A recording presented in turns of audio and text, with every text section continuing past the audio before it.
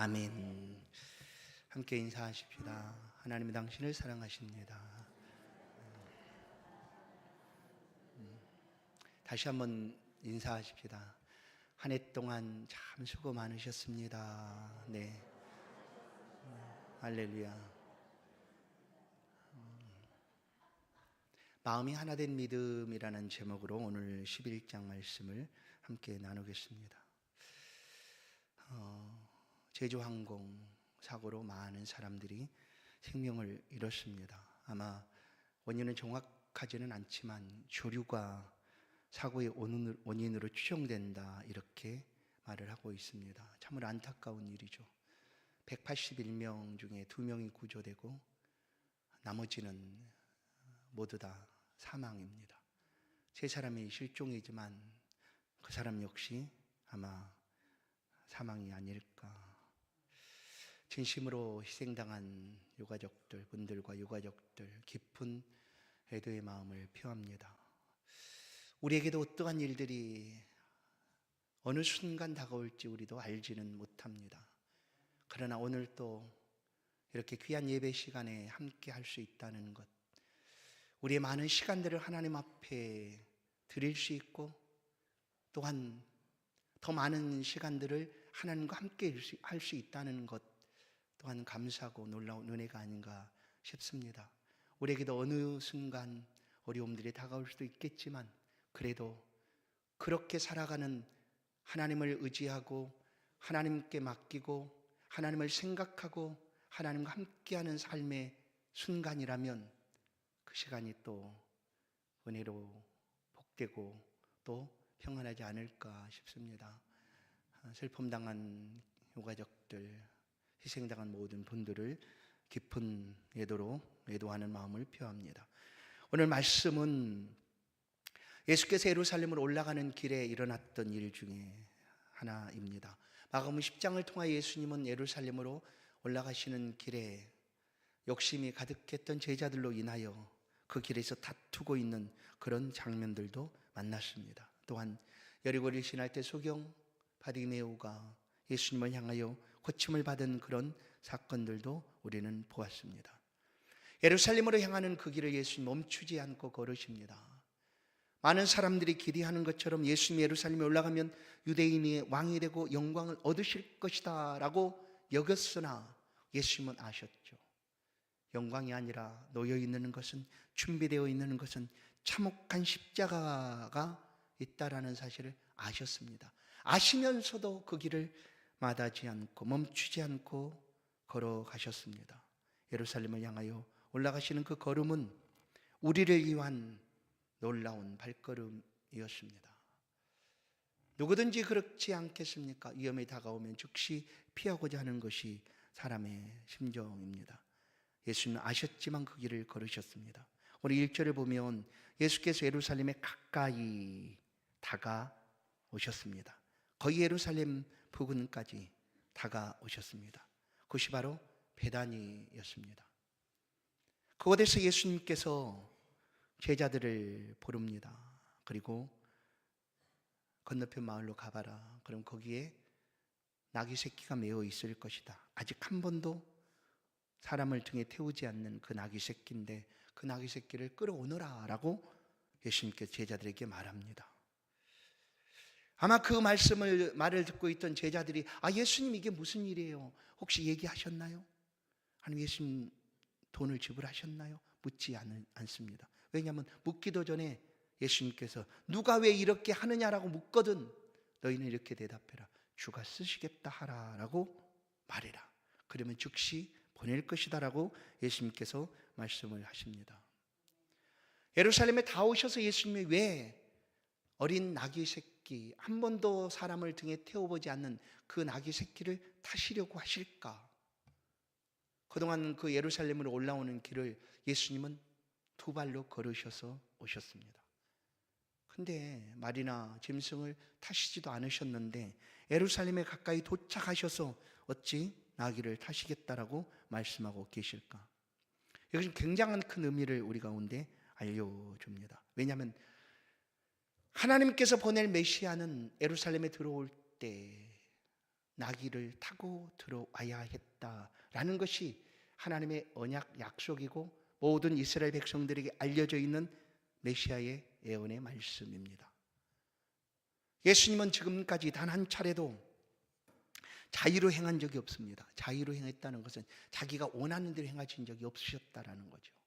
이 땅에 오심도, 또한 이 땅에 오셔서 그 모든 삶을 살아가심도 철저하게 하나님의 말씀을 따라서 살아가셨습니다. 철저하게. 메시아의 삶이죠. 그리고 약속한 메시아가 어떠한 삶을 살아가야 되는지를 누구보다 더 잘 아셨기 때문에 예수님은 하나님 말씀에 예언되어진 그대로의 삶을 걸으셨습니다. 반드시 메시아로서 예루살렘에 들어올 때는 나귀 새끼를 타야 했다라는 것이 하나님의 말씀입니다. 그것이 약속이고 예언이었죠. 예수님이 스가랴 9장 9절에 있는 말씀을 아셨습니다. 예수님만 아신 것이 아니라 유대 율법학자들, 서기관, 바리새인들, 제사장들 모두는 다 알고 있었습니다. 메시아는 예루살렘에 들어올 때 나귀 새끼를 타고 들어올 것이다 라는 약속의 말씀을 알고 있었다라는 거예요. 스가랴 9장 9절을 보면 시온에 따라 크게 기뻐할지어다, 예루살렘에 따라 즐거이 부를지어다. 보라, 내 왕이 내게 임하시나니 그는 공의로우시며 구원을 베푸시며 겸손하여서 나귀를 타시나니 나귀의 작은 것 곧 나귀 새끼니라. 아멘. 보세요. 정확한 예언의 성취입니다. 만약에 예수님께서 나귀를 타셨는데 새끼 나귀가 아니라 아주 나이 든 늙은 나귀를 타셨다, 그러면 언약이 성취가 아니죠. 모든 왕들은 나귀를 타는 왕은 없어요. 왜냐하면 나귀는 사실 어깨가 쭉 늘어지고 머리가 이렇게 아래로 쭉 쳐져 있고 이런 모습이잖아요. 그러나 가장 멋진 짐승은 뭘까요? 말입니다. 말. 그냥 보기만 해도 아주 멋있지 않습니까? 그냥 어떻게 저렇게 날쌔고 멋지게 생겼을까 하지 않습니까? 그래서 왕들도 자신의 그 왕의 위엄을 높이기 위해서 언제나 말을 탑니다. 백마를 타는 사람도 있고 저 위쪽에 백두산에 올라가서 백두혈통이다 해서 백마를 타는 사람도 있잖아요. 그런데 예수님은 그렇게 예루살렘으로 들어오시지 않습니다.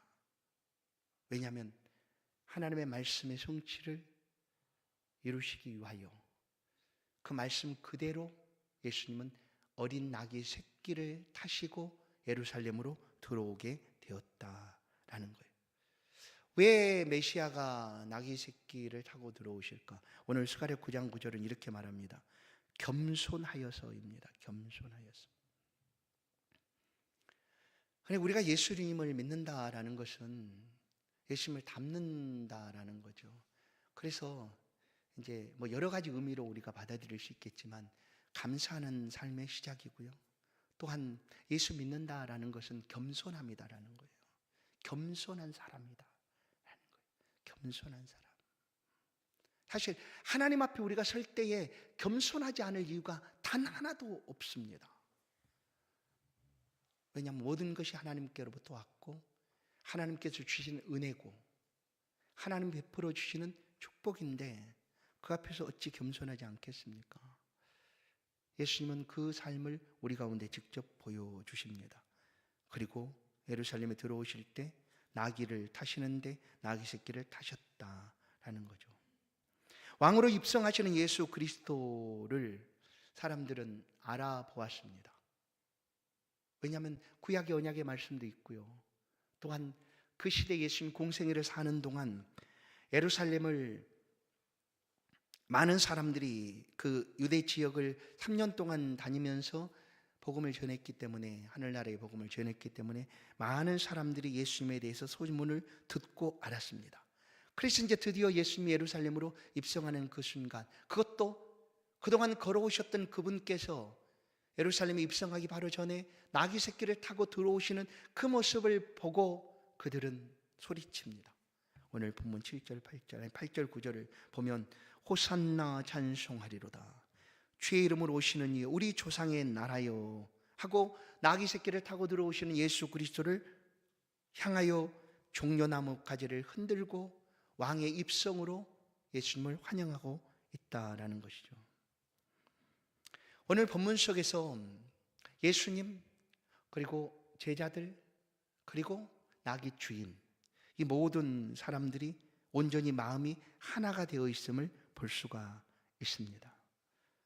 예수님을 보시면 예수님께서 나귀 주인을 먼저 만나셨는가, 그리고 그렇게 말씀을 하셨는가, 그것도 베다니에 미리 가셔서 예수님이 혹시 나귀 새끼인데 아무도 타보지 않은 나귀 새끼 있는 집이 어딘가 찾아서 바로 저 집이다라고 점 찍어 놓고 그 집으로 제자들을 보내셨는가?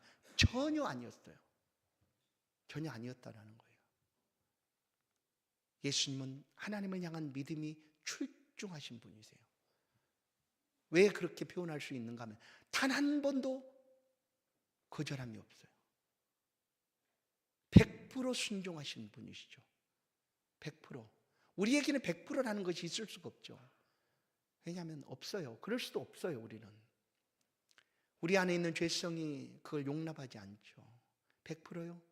겉으로 혹시 그렇게 보일지 몰라도 우리의 마음은 하나님 앞에 온전히 순종 못하는 우리의 마음들이죠. 그럴 수가 없어요. 그런데 예수님만은 철저하게 100% 온전히 완전한 전부 하나님 앞에 순종합니다. 왜 그렇게 할 수 있었을까? 그것은 믿음이죠. 하나님에 대한 믿음이에요. 예수님이 어떤 믿음일까? 하나님이 준비하신다라는 믿음입니다. 하나님이 준비하셨다, 아니 하시고 계신다, 메시아의 길을 하나님이 예비하고 준비하고 계신다라는 그 믿음을 예수님은 가지셨죠. 단 한 1%도 의심 없이. 그래서 예수님 공생의 기간 동안 하나님을 향하여 기도하지 않습니까? 하늘을 향하여 축사하며 베세다 들판에 있는 수많은 사람들을 먹이기 위하여 아버지여 내 기도를 들어주심에 감사합니다 하고 그 작은 것을 가지고 기도합니다.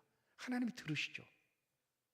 병든 자를 손을 얹고 기도하면 하나님이 들어주시고 고쳐주셨습니다. 어디 그뿐이겠습니까? 죽은 자들을 예수 그리스도께서 나인성 과부의 아들을 길에서 고쳐주시죠. 살려내 주시죠.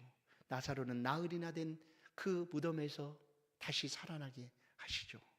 야이로의 딸은 금방 죽었으나 그를 살려내시죠. 이 모든 것들이 예수님이 하나님을 향한 전적인 믿음 속에서 이루어진 일이다라는 거예요. 예수님은 하나님을 완전히 100% 온전히 믿었습니다. 신뢰했습니다. 그렇게 하나님이 그 가는 길을 준비하고 계셨다. 그러니까 자신이 지금 메시아로서의 그 길을 걸어가고 있는데 이미 하나님이 약속하신 예언의 말씀 그대로가 성취되어지고 있다는 사실을 예수님 모르지 않죠. 아셨어요. 그래서 나귀 새끼를 풀어오너라 라고 제자들에게 말씀하고 있는 거예요. 이것은 하나님의 준비하신 곳 여호와 이레입니다. 이것이 구약 속에서 믿음의 조상인 아브라함을 하나님께서 부르시고 그를 통하여 하나님 되신 뿐 아니라 메시아의 오심을 예비하기 위하여 하나님께서 준비하고 계시는 그 장면들을 우리는 보게 됩니다. 그것이 바로 창세기 22장 모리아 산에 아들 이삭을 번제로 드리려고 하는 그 순간이죠. 아브라함도 하나님의 아들을 번제로 드리라 하니 모리아 산 가서 번제단을 만들어 놓고 그를 칼을 들어 치려고 하는 그 순간 잠깐 아브라함아 하나님의 다급하게 그를 불러 멈춥니다. 이제 알겠다. 이제야 내가 알겠다. 아브라함 믿음을 하나님 인정해 주신 장면이에요. 아브라함도 하나님을 향한 그와 같은 순종의 믿음을 보여줍니다. 그때 하나님이 아브라함에게 말씀하시는 바로 그 순간 제물로 하나님이 이미 준비하고 계셨던 제물이 풀에 수풀에 걸려있는 순양이 거기 있었다라는 거예요. 그래서 아브라함이 그 땅의 이름을 여호와의 이레, 여호와의 산에서 준비되리라 라고 말하고 있는 거예요. 하나님이 준비하고 계신다. 하나님이 준비하고 계신다라는 거예요.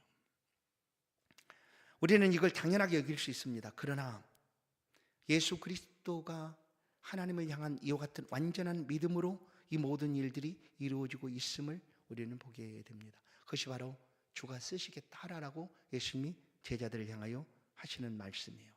주가 쓰시겠다 하라라는 거죠. 하나님이 준비하시겠다라는 거예요. 하나님의 산에서 준비하듯 여호와 이레로 하나님이 준비하고 계신다라는 것을 완전히 믿었습니다. 사랑하는 성도 여러분, 오늘 우리도 하나님의 준비하심 가운데 삶을 살아갑니다.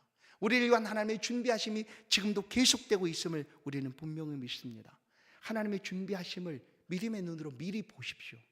우리를 위하여 하나님이 어떻게 준비하고 행하시고 계시는가. 또한 우리가 행하는 그 작은 것들, 신실하게 믿음으로 행하는 그 작은 것들을 하나님이 어떻게 크게 하나님의 큰 역사를 위하여 사용하고 계시는가를 믿음의 눈으로 바라보십시오.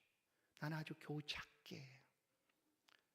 작은 선을 가지고 일을 행하였지만 하나님은 그 일들을 크게 사용하시기도 하신다라는 거예요. 그것이 바로 하나님의 준비하심의 은혜입니다. 이번 성탄절에 우리 성도들이 풍성한 헌금을 하나님 앞에 드렸습니다. 또 우리가 그 헌금들을 가지고 이웃들을 위해서 그렇게 사용할 것입니다. 이 성탄절에 우리 교회에 나오시는 한 성도님이 외국에 있는 선교사님들을 위하여 풍성한 예물을 준비해서 후원을 해 주셨습니다. 그래서 우리 외국에 있는 선교지 미얀마, 그리고 르완다, 필리핀, 일본 이렇게 적절하게 나눠서 후원해 주신 것을 보내드렸습니다. 그런데 미얀마에 있는 선교사님이 그 얘기를 듣고 톡으로 왔어요. 이런 톡이 왔어요. 아이들을 위한 성탄 선물 비용 때문에 허리가 휘어질 뻔했습니다 라고 왔는데, 나는 그 선교사님하고 미리 얘기한 것도 없어요. 아무것도 없어요. 그냥 한 성도님이 그렇게 귀한 헌금을 선교지를 위하여 드린 것뿐, 그래서 그것을 적절하게 배분을 해서 보내드리겠다라고 말을 했는데, 이 표현이 이렇게 왔어요. 성탄 선물 비용 때문에 허리가 휘어질 뻔했는데 한시름 덜었습니다. 그리고 이제 그 후원이 들어갔어요. 그런 다음에 성탄절을 보내주신 사진과 이 영상이 잠깐 있어요. 바로 미얀마에 있는 선교사님이 보낸 영상이에요. 우리 방송실이 되었으면 한번 사진을 한번 보내주시면. 네. 자, 미얀마에 있는 아이들이에요. 허리가 휘어질 뻔했다고 여기는 그 아이들 또 넘겨주세요. 또 다음 사진. 다음 사진이 있는데요. 네.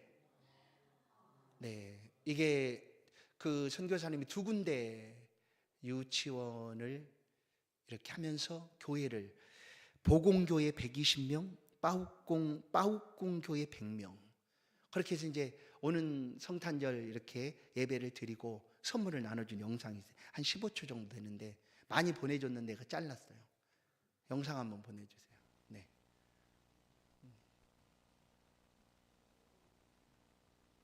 이 성탄 선물, 허리가 휘어질 뻔한 성탄 선물이었는데 정말로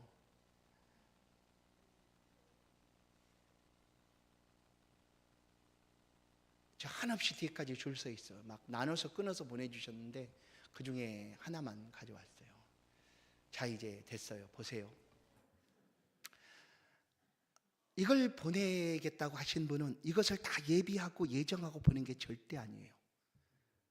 그런데 하나님이 그 한 사람의 섬김과 후원을 이렇게 귀하게 쓰셨다라는 거예요. 그 선교사님이 볼 때는 얼마나 큰 준비하심이에요. 하나님이 상상도 못할 일이죠. 그런데 하나님께서 그렇게 준비하고 계신다. 맞습니다. 성도 여러분, 우리가 삶을 살아가는 동안 믿음으로 살려고 할 때 그 작은 하나님 앞에 드는 예물, 아니면 누군가의 손을 한번 펴서 섬겨주는 그 일들이 하나님이 역사하시고 하나님이 준비하심으로 누군가에게 큰 역사로 나타나게 될 줄로 믿습니다. 그러니 작다 여기지 마세요. 여러분의 헌신과 섬김이 결코 작다 여기지 마세요. 여러분 한 사람은 우리 교회의 전부입니다. 우리 임마누엘교회 전부예요. 여러분 한 사람이 교회에 오지 아니하면 우리 교회는 완전해지지 않는 교회다. 그런 마음으로 생각하고 하나님을 섬겨갑니다. 여러분의 섬김과 헌신을 하나님 앞에서 이렇게 귀하고 값지게 하나님이 준비하실 것이다 라는 믿음을 가지시고 행하신다면 하나님 크게 사용하여 주실 줄로 믿습니다. 두 번째, 제자들의 믿음이 있어요. 제자들이 예수님께서 부릅니다. 그런데 예수님이 오늘 본문을 보면 두 사람을 불러요. 두 사람을 1절 하반절을 보면 제자 중에 둘을 불렀어요. 그 두 명이 누구일까 궁금하죠? 누구였을 것 같아요? 그 두 명. 예수님 콕 집어서 둘을 불렀다니까요. 누구였을까? 저도 몰라요. 궁금해요? 천국에 가서 물어보세요. 네, 두 명 궁금하면. 그리고 우리가 천국 갈 이유가 또 생긴 거예요. 아, 이거 꼭 물어봐야 되는데. 아, 물어봐야죠. 궁금한데. 누군지 알 수 없어요. 그러나 예수님이 특별히 두 명을 불렀어요. 그리고 그 두 명에게 말해요. 나귀 새끼를 풀어오너라. 근데 이 두 명의 제자들의 믿음이 어떠한가를 우리가 볼 수가 있습니다. 이 두 명이 누구였을까 알지는 못하지만 예수님 앞에 묻지 않아요. 가타부타 예수님 혹시 그 주인을 아세요? 미리 만났어요? 미리 전화해 드렸나요? 아니면 톡이라도 보내드렸나요? 아니면 돈을 좀 드렸나요? 뭐 그렇게 다 하신 거죠? 이렇게 묻지 않아요. 왜 그럴까요? 예수님을 향한 믿음이 이들에게도 있었기 때문이에요. 그래서 묻지 않아요. 아무런 묻지도 않아요. 예수님 말씀하신 그대로를 이 두 제자도 듣습니다. 그리고 이전을 보시면 맞은편 마을로 갑니다. 가서 예수님의 말씀하신 그대로를 보니까 4절을 보세요. 4절을 딱 가서 보니까 제자들이 가서 본즉 예수님 말씀하신 그대로 나귀 새끼가 문 앞 거리에 매여 있습니다. 그런데 이들이 또 주인한테 가서 묻지 않아요. 나귀 주인을 향하여 있잖아요. 우리 선생님이 나귀를 이렇게 가져오라고 했는데 혹시 돈을 안 준 거 있나요? 뭐 대가를 지불해야 될까요? 얼마가 필요합니까? 묻지 않아요. 하나도. 왜냐하면 예수님의 말씀 그대로를 믿기 때문이에요. 어떻게 보면 굉장히 사람들이 말하는 것처럼 이 저런 불안당이 어디 있어. 나무꾼을 그냥 끌려가면서 아무 말도 안 하고 그냥 끌려간다고 생각할지도 몰라요. 그러나 이 두 사람은 어떤 12명의 제자 중에 어떤 제자인지는 알 수 없지만 믿음을 가지고 주님의 말씀 그대로를 듣고 신뢰하는 사람이었어요. 가나 혼인잔치에 예수님의 어머니 마리아가 그 잔치가 벌어진 집에 포도주가 없다 할 때에 예수님께서 뭐 이런 말을 하죠. 나와 무슨 상관이 있어요. 그래도 마리아는 그 집 일하고 있는 하인들을 불러서 이렇게 말합니다. 이것을 갖다 주어라. 그냥 연회장에 그냥 갖다 주어라. 무슨 말을 하든지 그냥 갖다 주어라. 물을 떠다가 그냥 갖다 주어라. 하인들이 그대로 하였다라는 거예요. 하인들이 그냥 그대로 했어요. 그랬더니 그것이 물이었는데 포도주로 바뀌어졌다. 이런 거예요. 믿음이라는 게 과연 뭘까? 믿음은 믿음으로 순종하기 전에는 믿음의 큰 역사가 어떤 건지 잘 몰라요. 순종하면 이것이 믿음이었구나 하고 알게 되는 거예요. 우리 이 두 제자가 믿음을 가지고 예수님의 말씀 그대로를 행합니다. 그랬더니 주인이 말해요. 그거 왜 끌려가요? 그랬더니 주가 쓰시겠다 하라 했더니 그냥 주인도 그냥 오케이 괜찮아요 문제 없어요. 그리고 끌려왔다라는 거예요. 그러면 이제 주인을 볼까요? 나귀 주인은 전혀 모르는 사람이 왔어요. 일면식도 없는 제자 2명이 왔어요. 아주 그냥 예수님의 제자들 중에 2사람이 왔어요. 그런데 자기 마당에 매이는 나귀 새끼를 그냥 풀어가는 거예요. 그런데 거기에 자기한테 미안한 말도 없이 뭐 양해를 구하지도 않고 그냥 풀어가요. 그래서 주인이 묻지 않겠어요? 아니 왜 나무 나귀 새끼를 끌어갑니까? 왜 끌어가요? 당신 것도 아닌데. 그랬더니 제자들이 예수님 말해 준 대로 제자들이 뭐라고 말합니까? 주가 쓰시겠다 하라. 그랬더니 이 주인이 다른 말이 없어요. 아, 그 주가 누군데 도대체? 나 모르거든. 그 사람 누구야, 누구? 어? 누군데 도대체 내 나귀 새끼를 끌어가려고 하겠다는 거야. 당신이 말하는 그 주가 누구야? 주가 쓰시겠다고? 나는 알지도 못하는 사람인데 했다고 하면 이게 어떻게 될까요? 어떻게 될까요? 여러분, 신랑이가 멀어지고 그리고 나귀 새끼를 푸는 일이, 끌어오는 일이 어려워졌을 것 아니겠습니까? 여기서 이 나귀 주인, 우린 잘 알지 못해요. 이름도 없어요. 그냥 나귀 새끼의 주인이에요. 그런데 보세요. 이 주인이 어떤 주인이었는가? 보세요. 5절을 보시면 거기 서 있는 사람 중에 어떤 이들이 이르되 나귀 새끼를 풀어 무엇하려느냐? 왜 끌어가느냐 하는 거죠. 그랬더니 제자들이 예수께서 이르신 대로 말한데 6절 이에 허락하는지라예요. 허락하는지라. 허락했다라는 거예요. 아니, 값을 어느 정도 줄 거예요? 아니면 뭐 얼마만큼 쓸 거예요? 아니면 어떻게 하려고 끌어가는 거예요? 말하지 않고 그냥 주가 쓰시겠다라고 했더니 허락했다라는 거예요. 허락했다. 이것이 믿음이죠. 우리의 믿음이라는 것을 우리는 종종 내가 잘 따져보고 내가 이해할 수 있으면 그것을 믿음으로 내가 받아들이고, 믿는 것도 그냥 무턱대고 그냥 무조건 믿어서는 안 된다라고 우리는 인식을 합니다.